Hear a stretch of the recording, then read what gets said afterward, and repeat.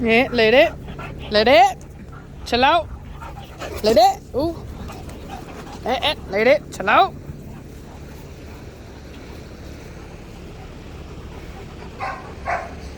So, Lady is always the one to come out ready to fight and play too hard. Not fight as in like fight aggressively, like for real, just play. Did you hurt yourself, Suki? You hurt yourself, Suki? So Suki's a pretty she's very much like her mother. She doesn't necessarily want to be on the top right now, but she's more than willing to put in the effort and the work to be a good pack member. See how she went down? Very submissive there to Blondie, very respectful, and yet has absolutely no issue delving out punishment when necessary. So this looks pretty good, man. She's in full heat right now, so she's quite swollen in the rear.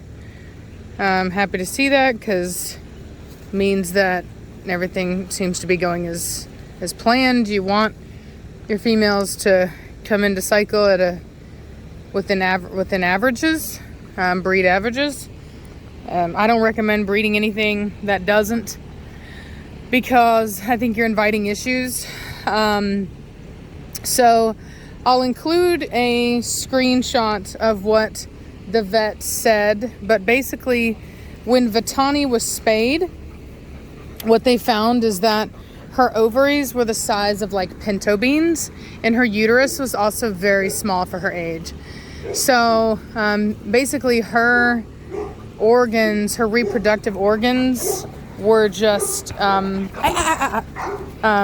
we go. So Suki got her down. Were basically in arrested development. So maybe later on they would have turned on. Look at that. Look how Suki is preventing her from coming up to me.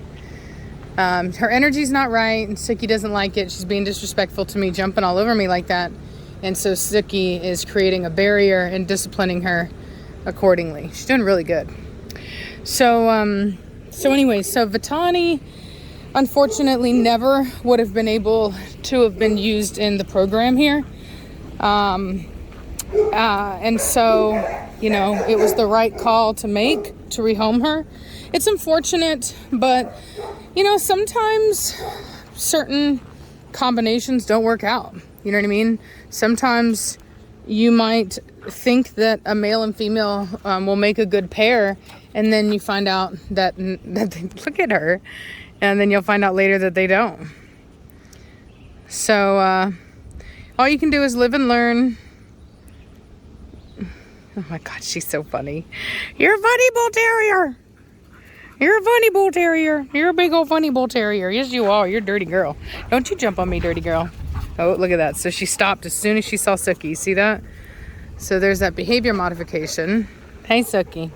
Good girl. You're a good girl. So I like that in her. I really like that in Suki. That was a very, she's very protective. She's quite intense initially, and I was a little afraid that maybe she might, not necessarily have the best judgment as far as like how far to take the discipline. And you're a good girl. But she actually did quite well, and she didn't take it too far. And so yeah, it's pretty awesome. So I'm planning on putting her to preacher on her next heat cycle. So now that she's gone through a successful heat cycle, we will start taking deposits on her future litter. So just keep in mind for that. Keep your eye out for that. Come on, you guys. Oh, look at you. Look at your pretty movement. Look at your pretty movement. So anyway, so yeah, I'm going to be putting her to preacher. I'm really excited about that. So, for example, one of the reasons why I like it is because Preacher, from what I've seen, he tends to produce a longer muzzle. Sometimes too long, and I don't like that. I've seen it now in enough dogs to know that Blondie is actually coming from Preacher. So anyway, I haven't put him to anything with a short, like a genetically short muzzle, because there is a specific gene for a short, I think it's, I'm gonna see if I butcher this word or if I say it, pronounce it correctly. It's brachycephalic. If I said that wrong, feel free to let me know in the comment section down below. But anyway, not all Corso have that. So sometimes you'll get these really long muzzles. If you breed two long muzzle dogs, you're going to get longer muzzles. And you may like that. I'm trying to breed to the standard. And so I try to have balance, because I think that you need both types. You need the longer muzzle dogs and you need the shorter muzzle dogs. You need all of it to maintain good balance, or you'll end up with a breed that has way too long of a muzzle that looks nothing like what this breed was supposed to look like, or you'll end up with way too short of a muzzle that inevitably is going to be bad for the dog's health. So ultimately, we need to have multiple different types so that we can constantly be kind of correcting and moving in the right direction, and then of course maintaining that. So because a muzzle like that is always in flux, so even once you get it, you have to maintain it. And because there's always, every dog and every litter, there's going to be a variation. Look how good she looks. Blondie is in really good shape right now. Blondie! I wonder why, because Mama's in charge of your feeding, and Mama don't let you pork out. Hey, psh, don't you eat that grass. I'm going to feed you in a minute. So I'm pretty sure Blondie is Preggers. I could be wrong. I could always be wrong. So let me be very clear on that. But to me, she looks, her tatas are looking bigger to me. So just my opinion, okay? So very, very, very excited about that, hoping that gives me what I'm looking for. So Chiquito.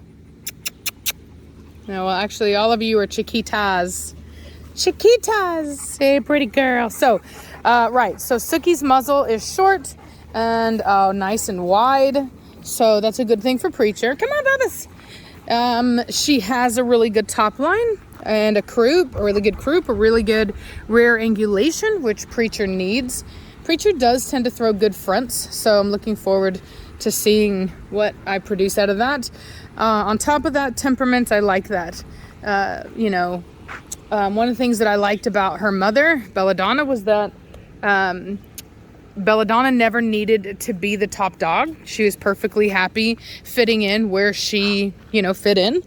And she was also very helpful, always looking to help out with the pack and be a good member. She wasn't antisocial to the point where she didn't want to be a part of the pack, like say, Batista. She loved the pack, but was perfectly content and happy where she was. And I like that.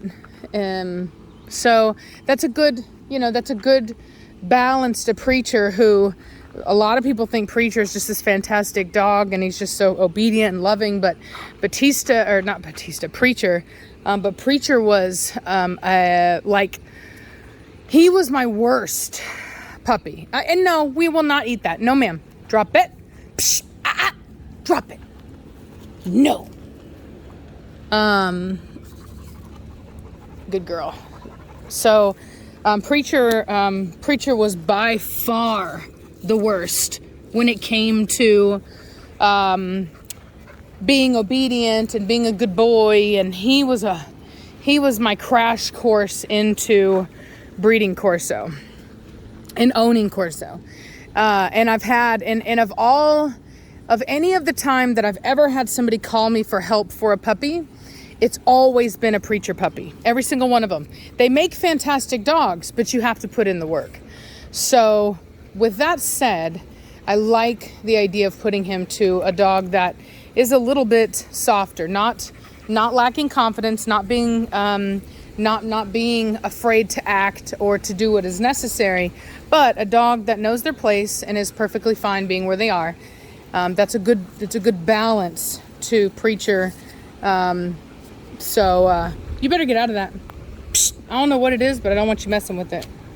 So anyway, well, I'm gonna get them inside. There's a storm rolling in, and just wanted to take them out, do some bathroom time, and I figured I would get you guys some video of what's going on. I don't think we've had the new queen in video yet. I've been waiting for her to kind of dry up, finish up, and then I'm going to be bringing her inside, and that's going to be interesting because her and Mona have had some really tense moments, but I think I can do it. I think I can make it work.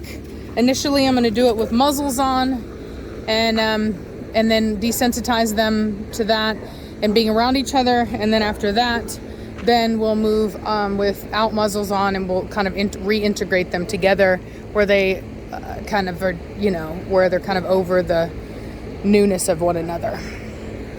Anyway, so I'll talk to y'all later. Bye.